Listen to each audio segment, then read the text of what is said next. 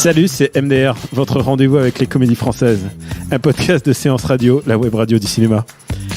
Aujourd'hui, on va pénétrer dans Le Manoir, un film de Tony Datis avec plein de youtubeurs. Je ne sais pas si j'arriverai à tous les citer, donc on va le voir au cours de l'épisode. Je suis Daniel Andreev et à mes côtés, j'ai l'imitateur Max Besnard. Salut Daniel. Et Hugo Alexandre. Salut Daniel.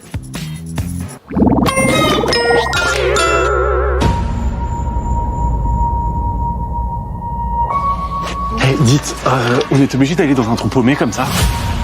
Ce château?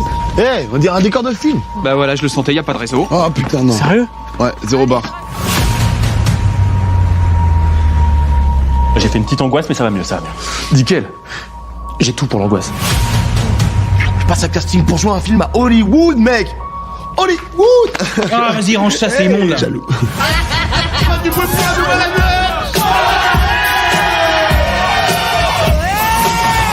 On n'est pas tout seul. Je l'ai vu, il avait des grandes cornes. Alors, Le Manoir, c'est un film d'horreur avec des velléités comiques. Et pour cela, c'est un film qui s'est entouré de youtubeurs. Et alors, je plaide l'ignorance parce que je connaissais pas tout le monde. Je connaissais Natou parce qu'elle a fait une télé avec Cherruquier. Je connaissais Mister V parce qu'il est assez connu. Mais et Jérôme Niel. Mais je les connaissais pas tous. Et là, c'était un peu le all-star casting du youtubeur. Et je vais vous avouer franchement, le trailer est vraiment fait peur, quoi. Je me suis dit, ça va être un cauchemar. Et en fin de compte, j'ai été surpris en bien. Et je vois vos sourires que vous aussi, on dirait. Max, Moi, j'ai beaucoup aimé. Alors, contrairement à toi, je connais la plupart de ces fameux youtubeurs qui étaient au casting. Parce que, bah oui, t'as cité Mister V, Jérôme de La Ferme Jérôme, Vincent Tirel aussi qui venait de Suricat. En fait, c'est l'équipe de Golden Moustache, du Bagel. C'est des gars et des filles qui se croisent très régulièrement dans leur team respectif d'humoristes sur YouTube et ensuite en télé. Moi, j'étais très surpris parce que alors déjà, je trouve que c'est très très bien formalisé, on va dire. Il y a une très belle réalisation derrière. Les images sont absolument magnifiques. Je m'attendais à absolument. J'irais. C'est pas Terrence Malick, mais écoute, c'est pas Terrence Malick, mais c'est aptement réalisé. Ça navigue, je trouve, dans les hautes sphères du créneau, en tout cas, qui est la comédie un peu potache entre potes, moderne. Il y a donc une réalisation vraiment très solide. Le casting, par contre, est un peu inégal. Ça, c'était la petite déception. Je pense qu'on va y revenir après. Et puis surtout, ça raconte une vraie histoire. Moi, ça m'a quand même bien accroché. Je trouvais que c'était très bien rythmé. Ça raconte quelque chose. C'est drôle. Ça fait pas peur. Alors, contrairement à toi, je pense pas que c'est un film d'horreur sous forme de comédie. C'est une comédie très, très, très légèrement horrifique. Mais en tout cas, ouais, un beau résultat. Il y a de l'ambition et ça se tient. Et toi, Hugo? Moi, j'avais un peu peur, justement, parce que ça se présentait clairement comme une comédie horrifique, dit un peu moins fort. Et dans ce genre de film, en général, surtout quand ça regroupe plein de personnalités différentes, comme les youtubeurs qu'il y a dans ce film, chacun tire la couverture à soi et chacun fait ses blagues et on se retrouve avec un film de stand-upper, quoi. Et c'est un peu ce que je reproche parfois à Apato et ce que je pouvais reprocher aussi en France à Qu'est-ce qu'on a fait au bon Dieu, par exemple, où ça se disputait les vannes et du coup ça manquait un peu de liant. Et là, il y a pas du tout ça parce que le réalisateur est quelqu'un qui visiblement avait envie de faire un film d'horreur autant qu'une comédie. Et donc du coup, c'est quelqu'un qui a fait beaucoup de clips, donc qui est pas vraiment débutant. Et il y a une vraie écriture des rôles qui va au-delà des personnages qu'on connaît déjà des youtubeurs. Alors moi, je les connaissais pas tous, je connaissais quelques-uns, mais on sent vraiment que chacun a un personnage qui est pas forcément celui qu'il incarne dans ses vidéos. Ou alors un trait de personnalité qui a été. Ouais. Et après, je pense que Mister V vraiment. Ça dépend aussi son personnage était fait autour de ses persos. Ouais. Alors oui et non parce que pour le coup, Mister V, moi je connais vraiment à fond tout ce qu'il a fait sur YouTube et ensuite en télé. Je suis un grand fan de Mister V. T'es un vrai jeune.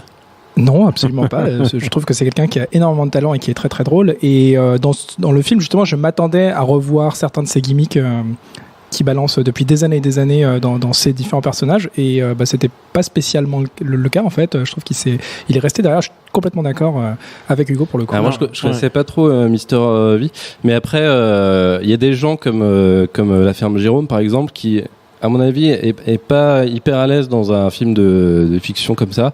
Et donc, du coup, il a tendance à s'en remettre un peu à ses acquis, c'est-à-dire à hurler tout le temps et à jouer le mec hystérique. Le point ta gueule est ça très très vite dans le film. Ouais, il y a un point ta gueule. Il faut deux points ta gueule. Il faut les deux de la ferme Jérôme. Il faut le rappeler, le point ta gueule, c'est le moment où une comédie, c'est pas faire autre chose qu'un mec qui crie, hurle ta gueule sur quelqu'un d'autre, ce qui signifie un peu la fin de la comédie en fait. Mais là en l'occurrence ça continue en fait, malgré les points ta gueule. Ouais, en fait, il y a beaucoup de personnages et malgré ça, il y a quand même un semblant d'histoire qui est raconté et qu'on suit agréablement. Notamment dans la première partie, je trouve que c'est un peu plus long dans la deuxième partie où justement chacun prend une partie équitable par rapport au reste du groupe et donc du coup on a l'impression que au mépris de l'histoire, c'est plus chacun qui va tirer un petit peu la couverture vers soi pour que on voit autant chacun de ces youtubeurs et que tous les fans soient. Cela dit, ils disparaissent les uns après les autres, hein, ça reste un slasher, donc de toute façon, au bout du compte, ils sont plus très Et nombreux. comme tu disais, Max, ils sont un peu tous, ils sont pas tous égaux, et c'est Voilà. pas le but d'MDR de pointer du doigt. C'est ce qu'on va faire exactement maintenant. Mr V est vraiment, pour moi, c'est vraiment une découverte, ce mec. C'est vrai, bah, écoute, Ce mec a une vraie, enfin, parce que je suis pas un accro comique YouTube, donc je les connaissais pas vraiment. Je connaissais que Jérôme Niel qui a fait déjà des films. Et lui, il a vraiment une patate, il a vraiment une énergie.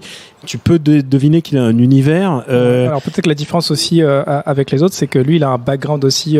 Il a fait un peu de scène, il a fait un peu de stand-up, il a fait un peu d'impro, il a fait donc de la télé, il a fait du YouTube, il a eu une jolie carrière aussi, si on peut dire ça, sur Vine. C'est quelqu'un qui est quand même assez complet dans son registre. Non, mais c'est comme une étoile filante. Tu peux en rire, mais voilà, Vine, ça n'a pas duré très longtemps, mais il fait partie des grands Vineurs français. Et donc, c'est quelqu'un qui est très polyvalent et ça se voit, en fait. Ça se voit, contrairement à Jérôme, typiquement, qui, lui, a surtout évolué seul dans ses petites pastilles sur YouTube et ensuite en télé. Et qui, Mr. V, lui, il a toujours été, il a été intégré à des troupes, il a toujours fait venir ses potes aussi dans ses vidéos. Tu vois que c'est quelqu'un qui a le sens du partage. Jérôme, c'est quand même beaucoup moins le cas. Et Jérôme, il campe son personnage habituel d'hystérique. Il repose un peu sur le réalisateur. Hein. C'est vraiment le réalisateur. Après, peut-être que le rôle de Jérôme est pas forcément hyper avantageux pour lui. Enfin, il a un rôle un peu bâtard où il peut pas vraiment s'exprimer. Après, peut-être que c'est lui qui l'a écrit comme ça. Par rapport au film de genre, je pense à Scary Movie par exemple, il est clair que on est quand même un stade au-dessous quand même. On n'est pas en train de parler d'un je dirais que c'est pas tout grand à slasher. Tout à fait le même genre de film. Parce qu'ils sont Scary tous... Movie, c'est plus des parodies de plein de films qu'on connaît et qu'on reconnaît du coup en voyant le film. Là, on reconnaît pas forcément de. Ils sont tous dans la gaudriole. Enfin, ils sont tous dans la blague quoi. Ils sont. Je trouve que il y a rien qui me paraît autre à part le fait qu'il y a un serial killer qui te court derrière n'est pas d'un réalisme fou. Il y a rien qui est sérieux et qui est viable dans cette histoire. Je suis d'accord dans la deuxième partie du film où ça s'emberdificote un peu dans l'histoire et finalement l'intrigue horrifique est un peu reléguée au second plan et c'est juste un prétexte pour que 2 ou 3 youtubeurs se retrouvent dans la même salle et fassent un peu des vannes entre eux.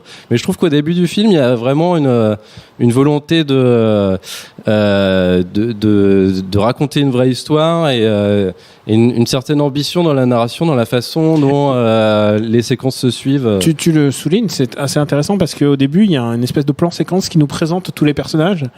Et alors, tout le monde peut dire, plan séquence, on avait déjà fait des mille fois, mais en l'occurrence, celui-là, il te présente tous les personnages de manière assez intelligente, sans te prendre la tête avec leur spécificité. C'est-à-dire, tu vois juste un petit glimpse, un petit extrait de chaque personnage. Donc le roux boulet, tu le comprends tout de suite qui c'est. Enfin voilà. Et puis juste après, il y a un enchaînement de séquences où chacun va regagner ses quartiers, sa chambre dans le manoir, et les personnages sont encore plus creusés.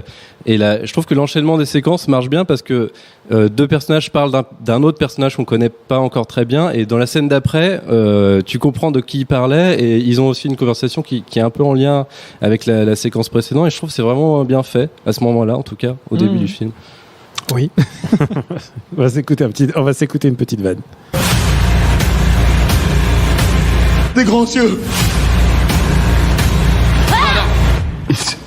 Est-ce que quelqu'un a un mouchoir? Ta gueule. Bah, montrez-moi votre côté félin.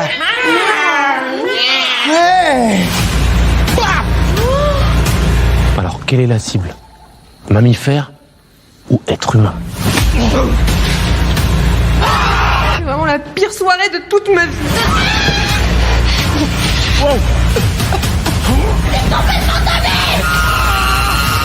Coupé, voilà. Bravo à toute l'équipe. C'était super. Il n'y avait pas de monstre. C'était une mise en scène. Parce qu'en fait, j'ai fait un casting il n'y a pas longtemps. J'ai pas eu le rôle, mais c'était...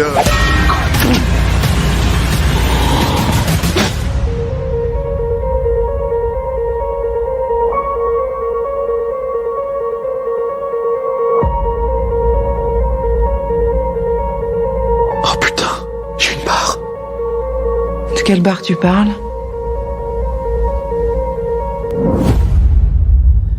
Alors, c'est pas très fin, évidemment. Pas la meilleure vanne du film. Non, c'est ça, le trailer le vend très mal. J'étais en train de poser une question pour tous les gamins qui sont fans de youtubeurs. À partir de quel âge tu peux aller voir ce slasher? Parce que ça reste un slasher.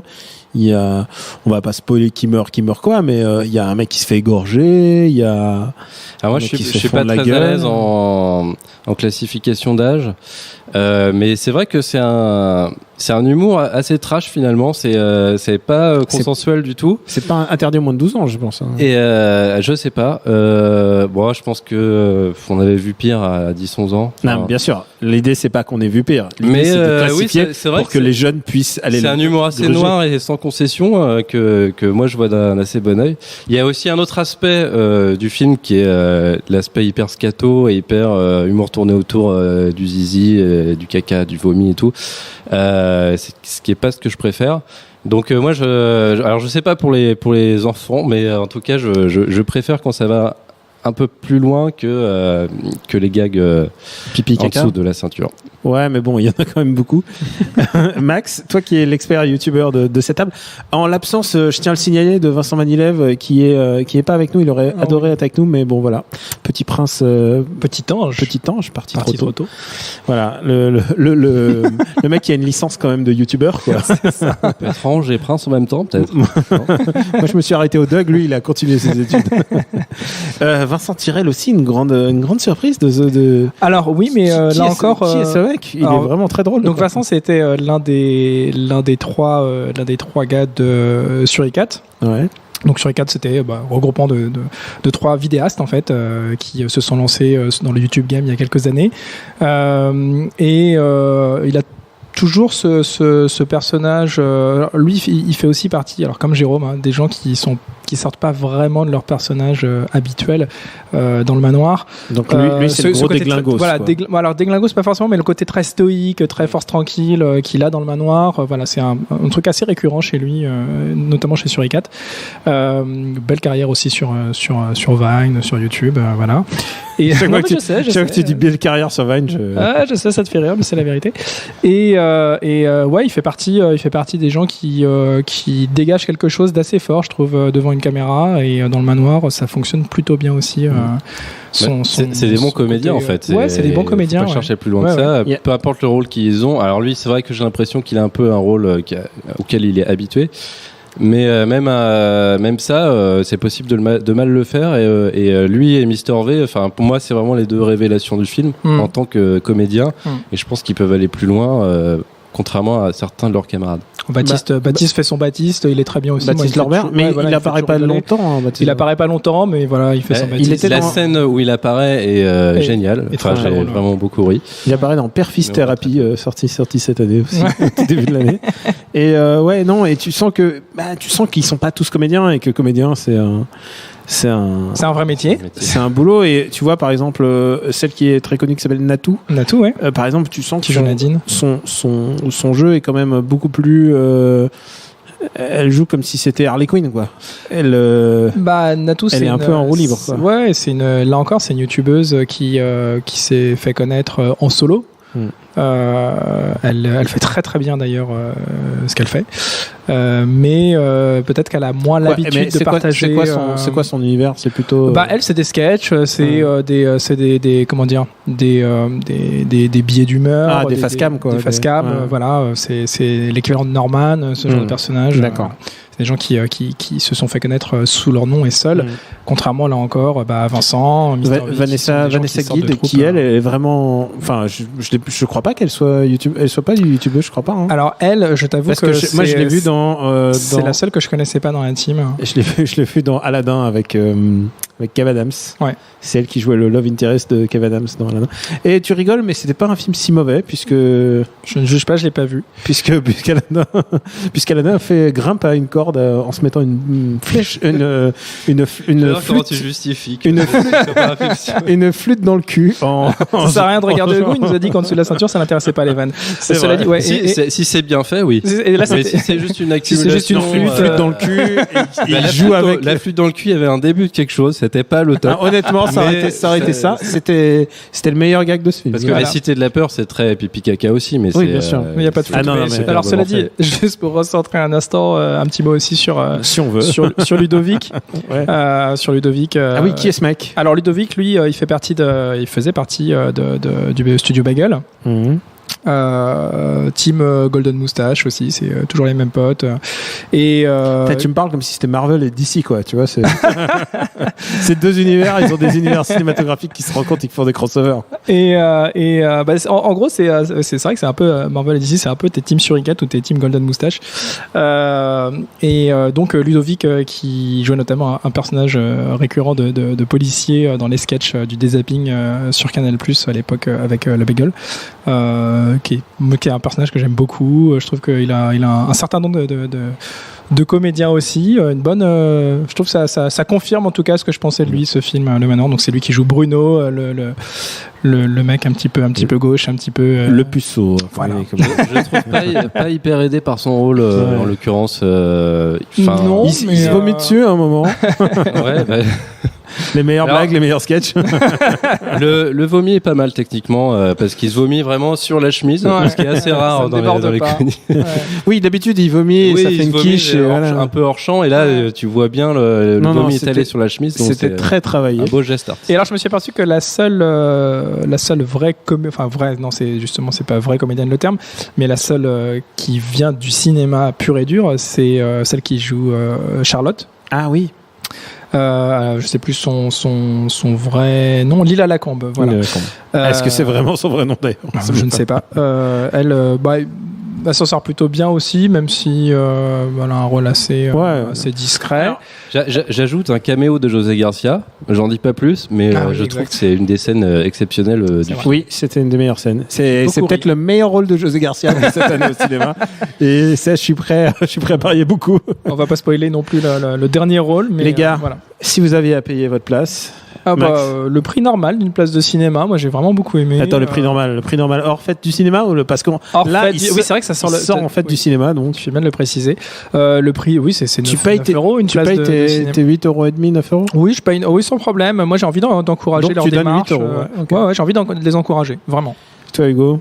C'est combien le prix fête du cinéma? Quelqu'un sait? 3 €. C'est 3 €. Fête du cinéma. Je veux bien qu'il y a un roi de fête du cinéma nous fait plus moins.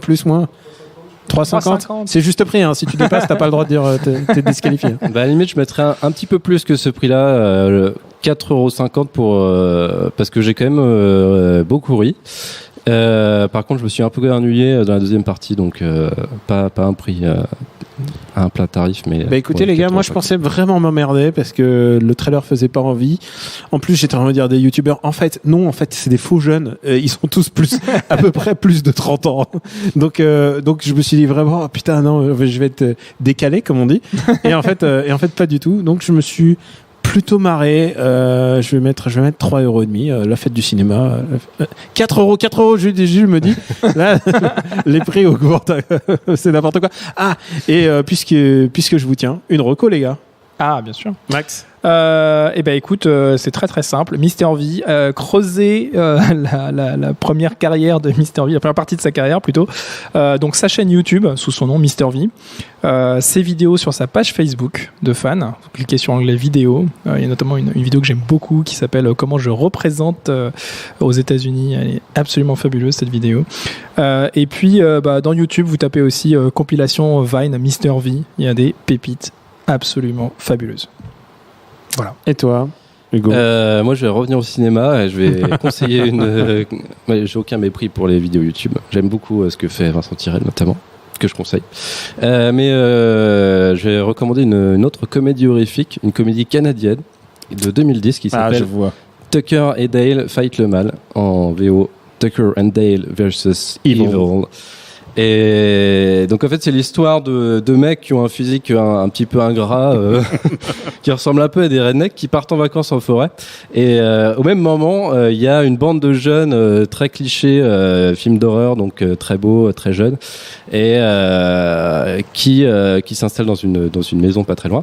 Et malheureusement une fille de cette bande meurt noyée dans un lac au moment où Tucker et Dale sont en train de pêcher, ou je sais plus trop. Et en fait cette bande de jeunes s'imaginent que ces deux gars sont des serial killers et qu'ils veulent les tuer un par un. Et finalement, ils vont finir par tous mourir un par un, mais pas du tout à cause d'eux. Et donc c'est vraiment très très con. Mais c'est très drôle. Moi j'ai adoré Tucker and Dale. C'était vraiment très très drôle. Belle barre de rire. Et ben moi je vais recommander The Cabin in the Woods, donc de Drew Goddard, donc d'après une idée de Joss Whedon. Et c'est un film d'horreur, toujours des histoires d'étudiants qui vont en vacances dans une cabane au fond de la forêt, et en fait ils se rendent compte qu'ils se sont tués les uns après les autres. Et sauf que c'est un film d'horreur assez drôle avec un twist en fait, puisqu'il y a toute une dimension méta. Ils sont observés par des savants. Et c'est le début, il y a des savants qui les regardent et c'est tout. Et voilà, il vaut mieux y aller sans aucune connaissance de ce qui s'y passe. Mais je me demande si c'est encore possible aujourd'hui. Mais voilà, c'est Cabin in the Woods. C'est des films un peu jusqu'au boutiste, mais pourquoi pas. Merci à Jules, le youtubeur à la technique. Pour nous retrouver, c'est MDR sur iTunes et sur toutes vos applis dédiées au podcast.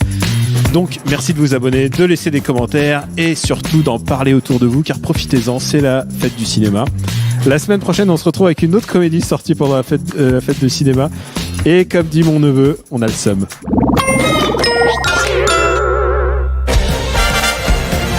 Vous avez aimé ce que vous avez entendu ? Vous allez adorer Flashback avec moi, Antoine Julien. Et moi, Antoine Cyr. La seule émission entièrement consacrée à l'actualité des classiques du cinéma. On parle maintenant des rétrospectives et la première d'entre elles est consacrée à un très grand cinéaste, Monsieur John Borman. Avec des ressorties. Des rétrospectives. Des histoires de cinéma. Alors, c'est elle aussi, Joan Crawford, une star en déclin de l'âge d'or d'Hollywood. Mais ce qui est intéressant, c'est qu'il n'existe pas de personnalité qui soit plus opposé à Bette Davis que ne l'est Joan Crawford. Des livres et des DVD. Et bien sûr, des invités. Costa Gavras, bonjour. Bonjour. Merci infiniment d'être avec nous dans Flashback. Un programme de séance radio à retrouver sur SoundCloud, iTunes et toute autre plateforme dédiée.